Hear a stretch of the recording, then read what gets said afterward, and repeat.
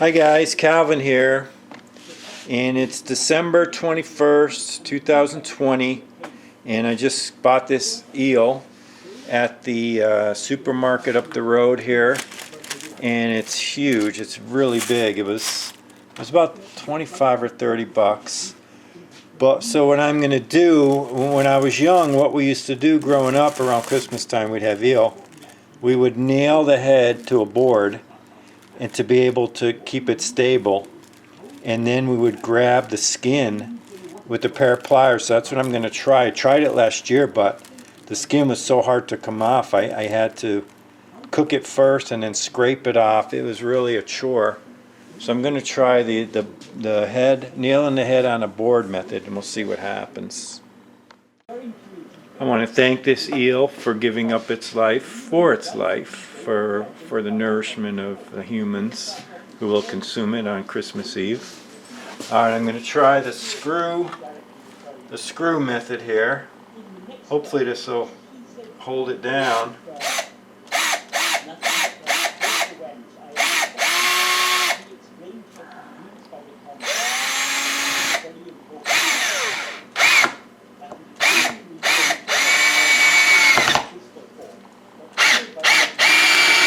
Okay, that is secure to the board. Now, I'm going to try pliers. I'm going to try needle nose pliers. Last year again, I had a hard time pulling off the skin. Growing up, I don't remember having a problem. Let me see, I might need to cut it first. So I need to cut it to make sure I get a clean edge on it.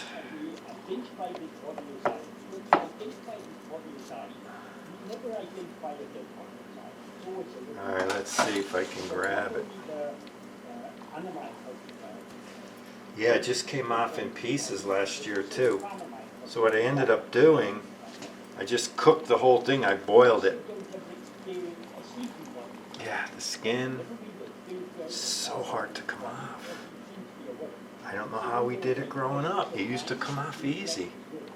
You would grab it and it would peel. It would peel, it would peel. Here we go, wait a second. No. It's just so hard to come off. Alright, if anybody knows another method.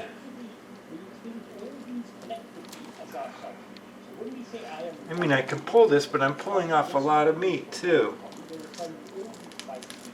No, it's not going to happen. It just comes off in chunks. Alright, so the pulling of the skin off is no good. So what I'm going to do is I'm going to clean it. I'm just going to rinse it off. Get rid of the head. Thank you, eel, again. I'm going to rinse it off and I'm going to bake it.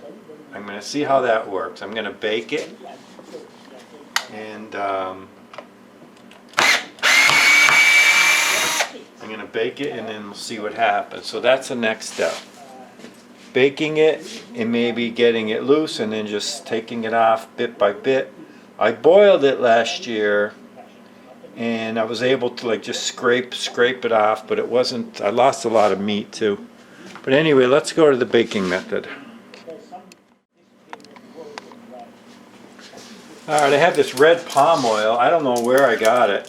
I just never use it. I figure let me use it for this. I'll just, oh, it's hard. Let me, I could just so I can lubricate the red palm oil. I don't know what the deal is with red palm oil, but at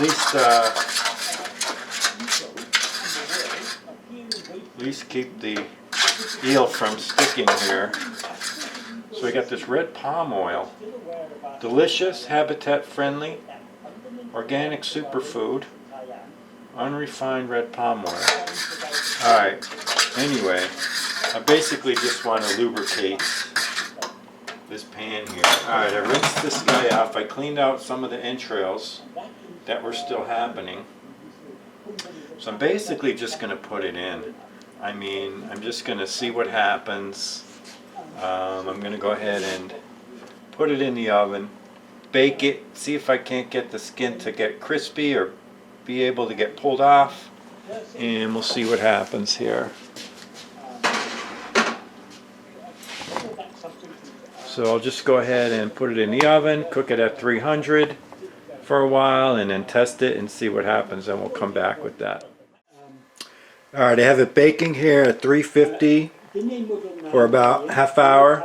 I don't want to really cook it too much because I'm going to end up, breading it and deep frying it, as the main cookman. I just wanted to bake it just enough to get it started, maybe loosen up that skin. We'll see what happens. These are the three instruments of action.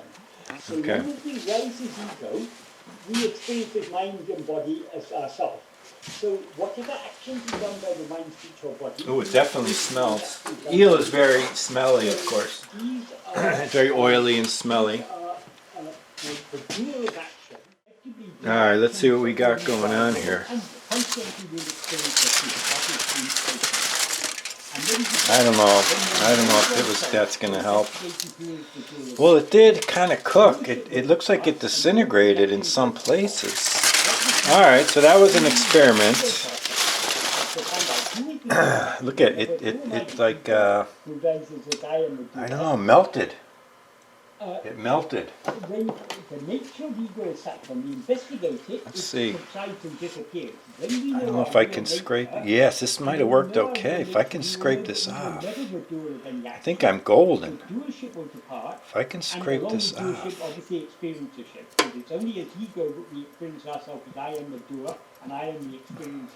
See, still a lot of the meat comes with it, no matter what. Here you go. It's not bad. Not bad. Well, there's the bones. That's another thing. It's got trilobal. It's got the weirdest spine ever. It's tough to get the meat off the bones too. That's a whole other deal. Because it has this trilobal spine, and it's super tough. This fish is unbelievably tough. So it looks like. Ooh. Yeah, here's the skin here. It looks like I'll be able to at least scrape it off. I have to dig down a little. I mean, you're not going to get it totally. Having some skin on is not the worst. It's actually kind of tender. I don't know why traditionally people take the skin off anyway, because this really got tender. Maybe it's so fishy, but I don't have to get everything. I definitely want some, I don't want to take the meat off. But it looks like I'll be able to work with this. I'm going to get as much skin off as possible. And yeah, this is going to work out. And then what I'm going to do is I might bake it some more just to loosen up the meat from the spine, because it's so tough to get the meat away from the spine. You lose a lot of meat. So I will bake it some more. So yeah, I'm able to get the skin off in big chunks, which is good. Yeah, I'll put that out for the critters. See, this is good. I'm able to at least get big swaths of the skin off, which is good. Yeah, so I'm only going to use my hands. Alright, so I'm just going to work on this. I'll work on both sides. I'm glad I did it this way, because it made it really easy to get the skin out. Last year I lost a lot of meat because I boiled it. I didn't think of baking it. Yeah, so this way I can salvage a lot of the meats. And then, so once I get this cleaned off, then we'll figure out how to get all the meat away from the spine. I might bake it some more so that the meat just kind of falls away. I'll clean all this skin. Okay, I'll be back. This is a big job. Okay, I got pretty much all the skin off. This worked out really well. And there's a ton of meat, so I think what I'm going to do Instead of using a knife to cut the meat off, because you can't really cut big chunks because of the way the spine is. So I think I'm going to bake it some more and then clean all this up, bake it some more, and just see if I can't get the meat to fall away from the spine easier. Because last year I ended up, the spine is so thick. Wait a second, let's see here. This might work now. I don't even think, I think I baked it enough. Okay, yeah, I think I'm just going to go ahead and try to pull the spine out from underneath. Let's see if I can't get, well, what I should do is just clean this skin up first. I'll clean the skin up and then, yeah, I'll just put it in here. Let's get the skin out of here. The critters will like the skin, I'm sure. The bears, the raccoons, the possums. I'll put it out there. Alright, so we'll get all this skin out of here. Alright, so there's no more skin basically. Alright, so let's see if I can get this spine out without sacrificing too much of the meat.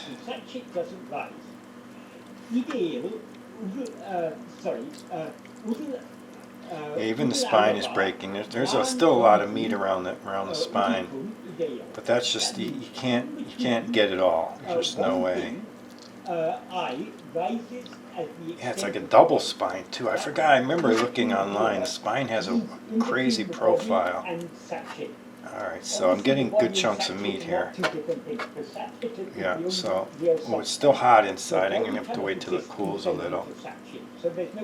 See, this meat's good here. Well, that's the spine there. See, these chunks of meat are good. I can, you know, egg them, bread them, deep fry them. That's what I'm going to do. So I'm definitely getting real good chunks of meat here that I didn't get before. Yeah, this is really good chunks of meat. So I think I found a good way to do it. So bake it in a pan with some oil. I'm going to do this every year, and you know, get what meat I could off the bones, and then I'll have big chunks to move on to the next step. Yeah, so this is great. So I'll just keep working on this. All right, so I got a lot of stuff coming off, which is good. It's a little messy, but that's the way to do it. You just have to use your fingers and hopefully get, so I got a good lot of meat there. I'm getting down near the tail here. There's some nice big chunks here. I mean, I like to get big swaths of it without it breaking, big chunks, make it easier to deep fry. Why is this? Because eagle cannot stand without not bad. A form as itself. If it tries to grasp itself, instead of grasping any form, if it tries to grasp not bad. I'm getting itself, pretty good amounts of meat. When it tries to grasp itself, this was a big eel too. Really big. I haven't seen one this big. This is really the only way to do it. I'm sure there's other ways. It's not the only way. But it's the only way I could find that would yield, you know, a decent amount of meat. You just got to dig in. The baking thing helped because it loosened everything up. It was easy to take the skin off. So I got to watch the bones here. This is the most meat I've ever had off one in the last 2 years. And yeah, it's pretty much bone free, knock on wood. There's some bones here. You got to be careful of the bones. Yeah, this one's really bony. Alright, so I got a good amount of meat off the bones. This is a pretty good size portion. It's pretty much, I'll go through it for bones. I'll keep it cool in the fridge till Thursday, Christmas Eve. I'll go ahead and cook it. I'll deep fry it, I'll bread it, egg it, deep fry it.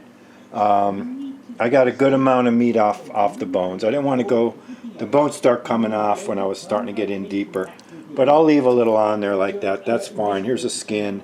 The critters are going to like this, so it's going to be good for them. Good eats. So I'll put it out, and I'll be back on Thursday. Hi guys, Calvin back. Alright, so let's see what I have going on here. Okay, so I froze the eel for 2 days. I didn't want it to go bad. It's thawing out. So I'm going to mix that all together to make these eel cakes. I have some, everything is organic here, just so you know. That goes without saying. I just like the taste of organic things better. Okay, so I have sunflower seeds I'm going to put in there. I'm going to chop onions really fine. I'm going to chop carrots really fine. And as a binder, I'm going to use millet. So this is organic millet, roasted millet, cooked.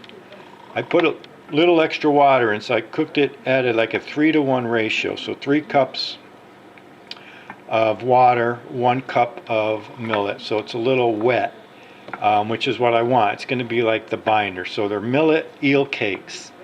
And then, once I have everything mixed together, I have some breadcrumbs here. This is going to add some seasoning. This is pretty decent breadcrumbs here. These are pretty good. There's sea salt in them, and the ingredients are really simple. So this will be like a crunchiness, and it'll add the seasoning, like salt I'll need. I'm not going to salt them. The salt is going to come from here. But I will mix everything together, and then I'll make one cake, and then test it and make sure it's salty enough. And if I need to add more sea salt, I will. Okay, but I'll take the next step. I'll start chopping. I forgot to mention, I'm going to briefly saute the carrots and onions in a pan here, just to cook them a little. I didn't want them to be raw inside the cake, so I'll do that first. Alright, so while I have my carrots and onions sauteing here, let me get a spoon.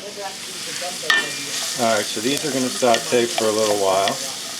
Put a little sea salt in there. A little sprinkle of that. Let them cook down a little, just so they're cooked. And I'm going to go ahead and chop the eel up fine. Not so fine. I want some nice chunks inside the cakes. But I'm just going to go ahead and chop that up into like crab cake type lumps. Okay. Okay, I'm ready to start mixing. I have my carrot onions here. This is my eel, and I chopped it into kind of crab cake lumpy type lumps. And I checked for bones. I went through it all with my fingers. Didn't want to have any bones in there. Alright, so let's get that in there.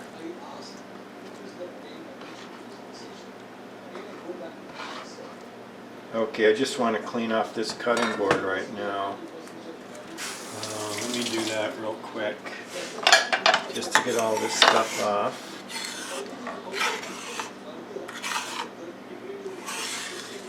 It kind of stinks. Well, fishy, very fishy smell. Yeah, very oily. Eel is one of the most oily fishes I've ever seen. Smelly, oily fish. But when you cook it, you can make it palatable. That's what I'm trying to do. I'm going to this dinner tonight, and I'm trying to make this eel palatable. I love it. I don't need it to be palatable. I like that fishy thing. Okay, we have that. Let's go with some sesame seeds in there. Okay, we're going to go with our millet now. And then let's do some breadcrumbs too. This is going to add some salt and stuff like that. Some Parmesan flavor in there. So we have our millet. Millet's going to be the binder. And millet cakes by themselves are good too. So let's go with that. Let's see what happens. We're going to mix it all up. Alright, so let's make sure the camera's okay. So the millet's still hot. Let me use my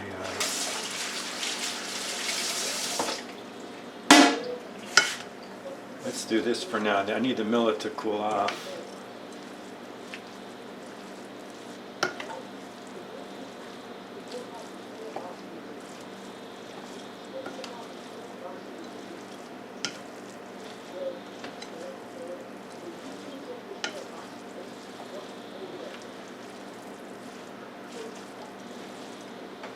I might have made the millet a little too wet.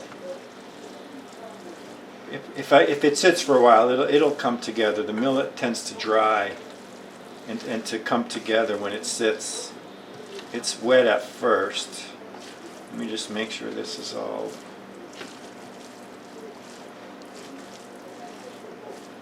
I'll mix this up first. Looks pretty good. Yeah, I think that's enough millet. No more millet needed. The key is the salt, okay? Maybe I'll put a little more of this breadcrumbs in here. Don't want it to be too salty. This will dry it up a little too. So let's go with that. I'm going to go with that. With the breadcrumbs. The bread will dry up the millet a little. Get that stirred up real good.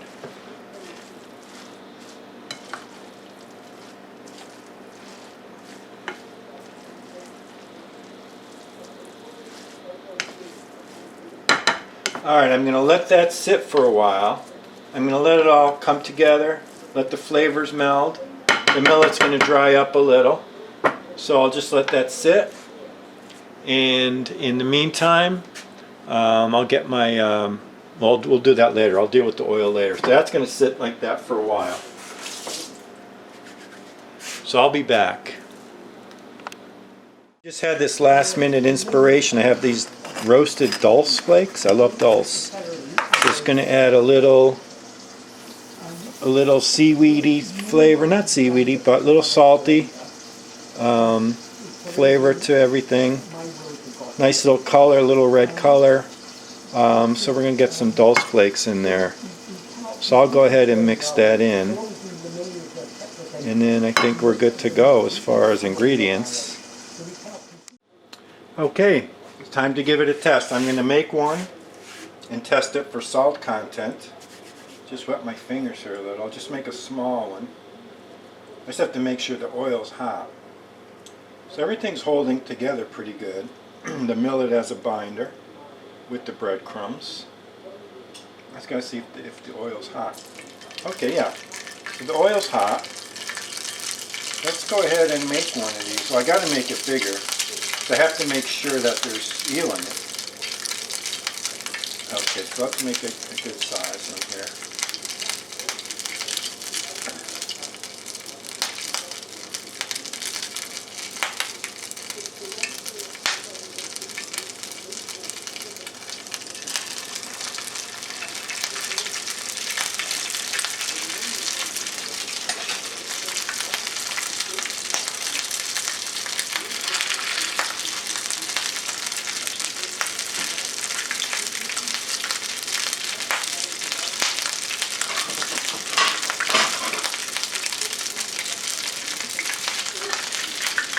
It's organic sesame oil.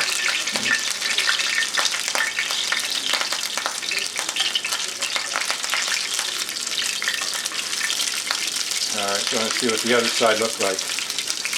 Alright, let's get that brown. I should have one of those screens for the oil popping up, but I don't fry much or deep fry, so I think I need more binder in here. I might have to get some whole wheat flour. Yeah, maybe put some whole wheat flour because they're kind of falling apart. So I'm just testing it for salt content right now.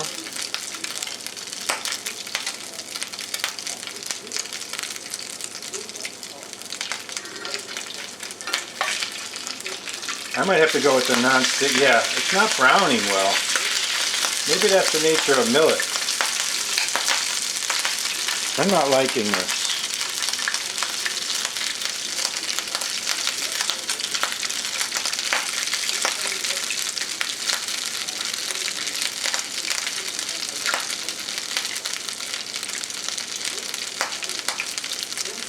Falling apart, which isn't good. Oh, it started to brown there. Let me, I'm going to go with the non-stick pan. This is a little wet, so I'm going to have to, I'm going to go with the non-stick pan and put the oil in it. And I'm going to put whole wheat flour in the concoction just to make it hold together better. All right, I'll be back.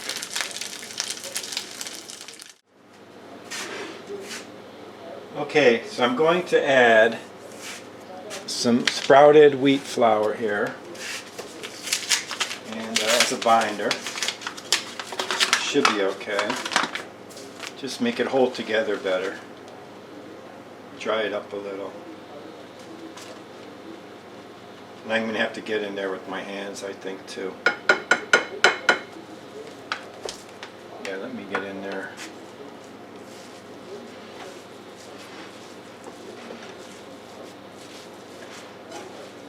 Yeah, the millet was maybe a little too wet. You know, but then millet isn't necessarily a binder either. It's not like cornstarch or wheat flour or anything like that.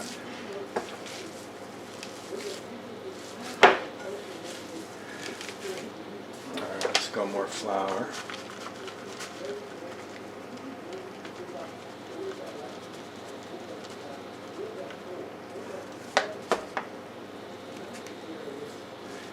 So we got to make sure that's mixed in here pretty good.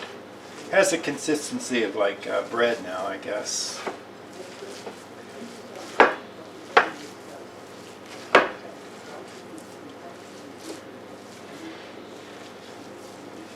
Yeah, this might be the better way to go.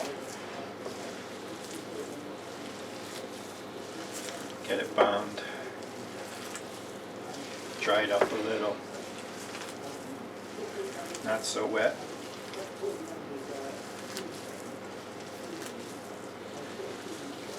Actually, the eel now is like is disintegrating, which is fine, you know. All right, let's try that. Let me get a bigger bowl of water here. Let me scrape my hands off here. So there's no more lumps in it, which is fine. Let me get a bigger bowl of water. Alright, yeah, so let's heat this oil up. Have this more of a non-stick kind of a pan.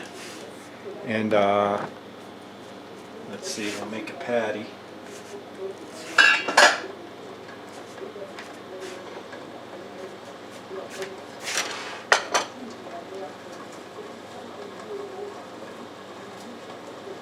Yeah, it's sticking together now pretty good. And the eel is now like, you know, when you get crab cakes when they're kind of not lump crab cakes, but more, you know, shredded, I guess. Okay, that looks like it'll hold together better. So that's more of like a patty. And hopefully with the non-stick pan here, it'll be fine. That's not ready yet. Let's get that oil heated up. That looks pretty good.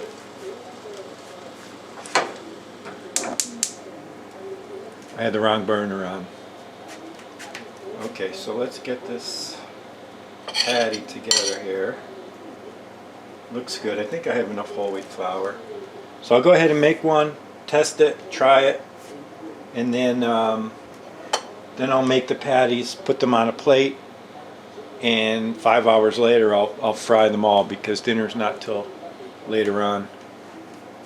But this made a mess too. I don't fry a lot or deep fry, so I figured the oil would start spattering, but I'll clean up. Maybe I need more wheat flour, I'm not sure. Well, there we go. Let's try that. Okay. Gotta rinse my hand off here. Let me get my rag.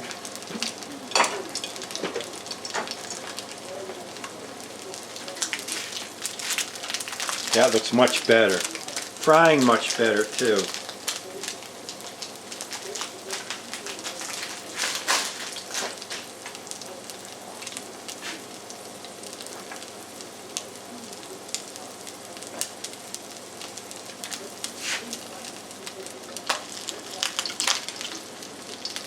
Yeah, much better pan.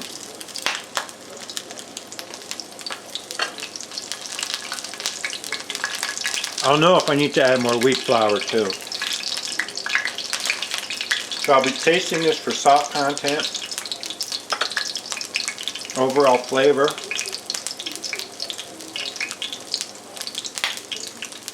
Put the heat on medium now.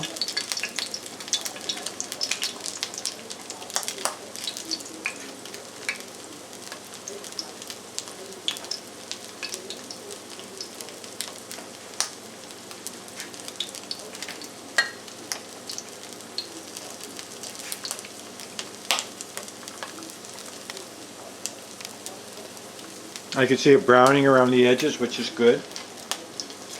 Let's see what it looks like here. Yeah, it's beautiful. Want everything to cook.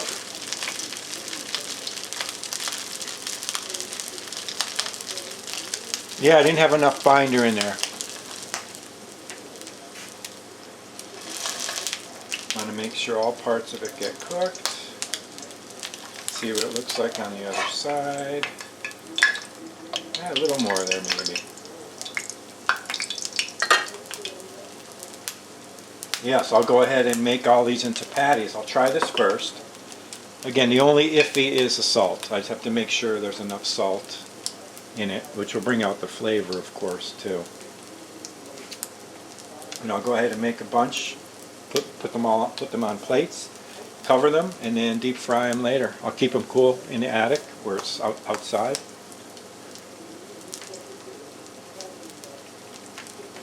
All right, let's turn that heat off.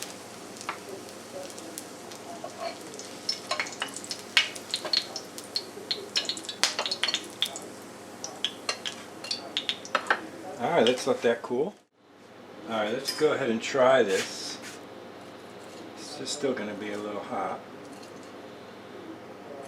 It's falling apart a little. I think I might put more binder in there.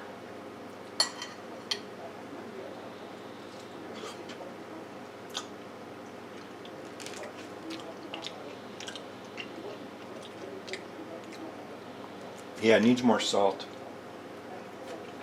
And binder. Okay. Salt and binder. A little soy sauce on there.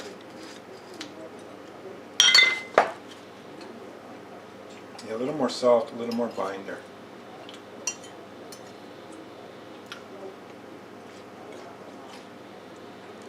Yeah, that's good.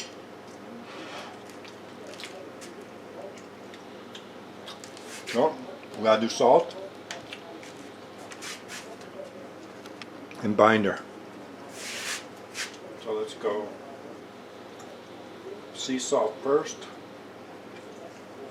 We gotta mix that in.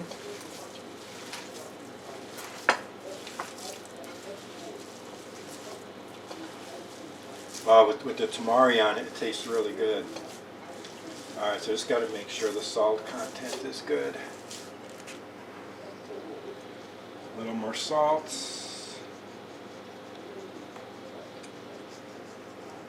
Yeah, because there's a lot of oil. The salt really has to balance out all the oil. Let's turn the heat on. Let's fry another one up.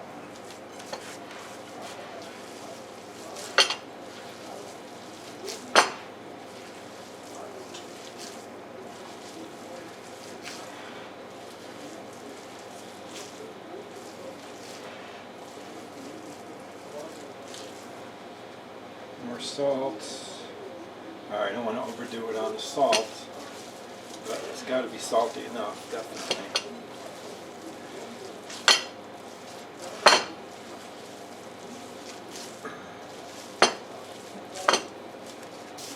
Alright, let's go binder. Just a little more because my cake was okay. It was falling apart a little when I was cutting it.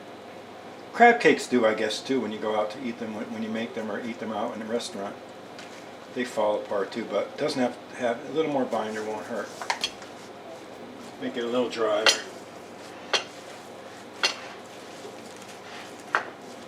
Okay, added more salt.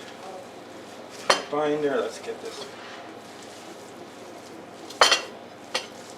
Alright, so let's go ahead and make a patty. Alright, so let's make another patty here.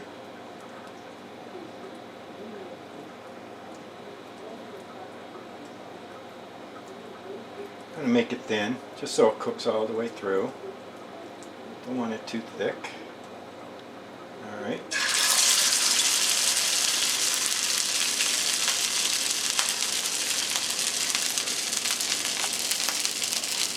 Alright, let's see how that goes.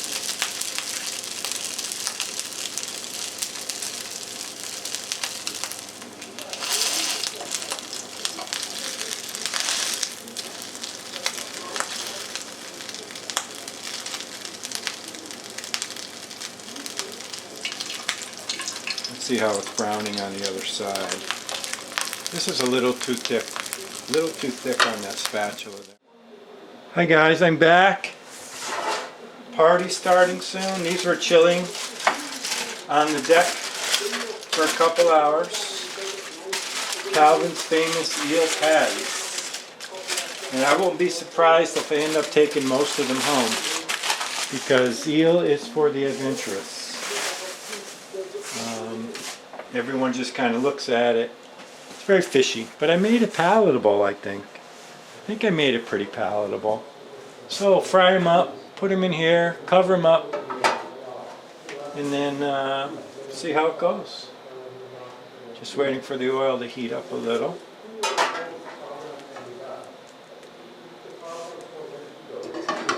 Pure organic sesame oil. Maybe I'll put some toasted organic sesame oil in there too. Toasted has a nice flavor. Alright, it's almost like deep frying. There's that much oil in there. Alright, let's see how it goes. So I want to press these down. I want them to be flat. Not like a bulge in them. Alright, let's see what happens here.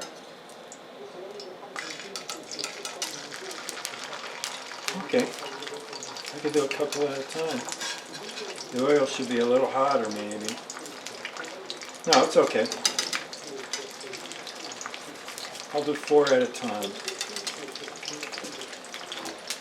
Yeah, okay. It's a very thin pan, so.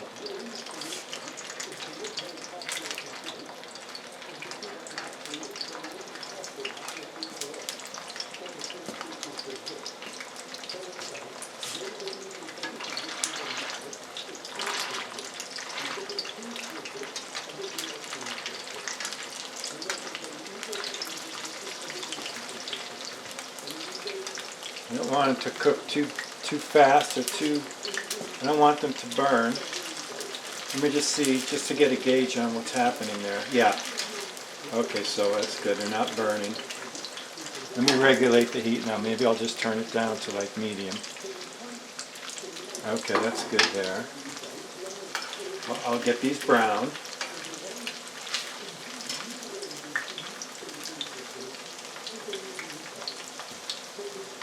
That eel is cooked inside because I baked it, but I still want it to cook some more, just in case.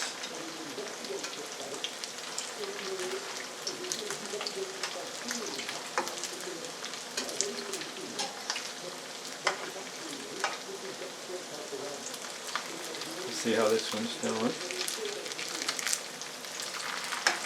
Alright, they're getting brown slowly, good. I don't want them to burn. So I'll just keep doing each side until they're like golden. That heat seems good, not too hot. Don't want them to scorch.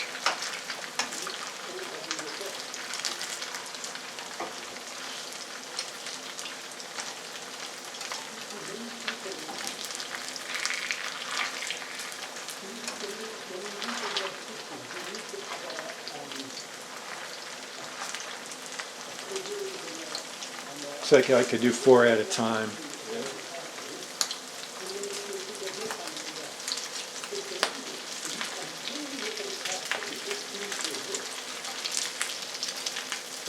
Okay, good. That's the kind of brown I'm looking for. Yep, the oil is too cold. Alright, that's the kind of brown I'm looking for. Just like that, golden brown.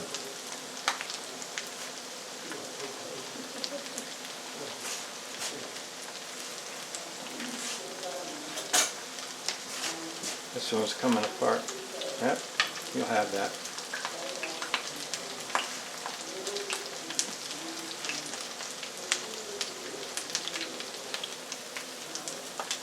That one's done.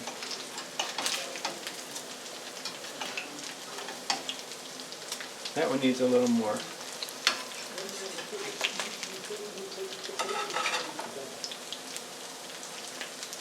This one I'm just going to set to the side.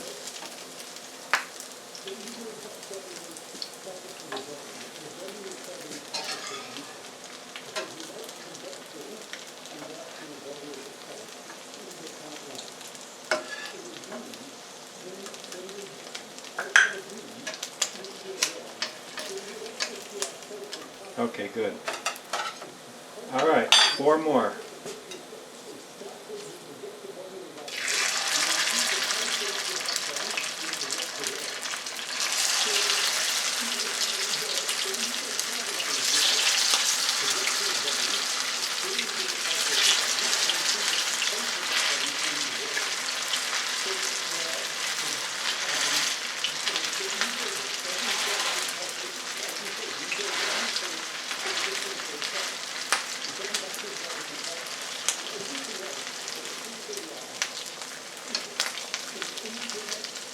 Yeah, they're cooking faster. Okay, good.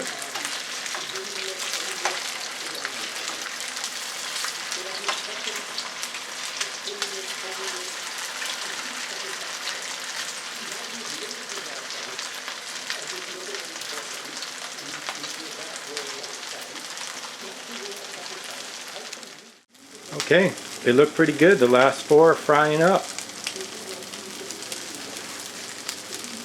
They taste really good. I tried one. I'm a big fan. Calvin's eel cakes. Just beautiful. Beautiful.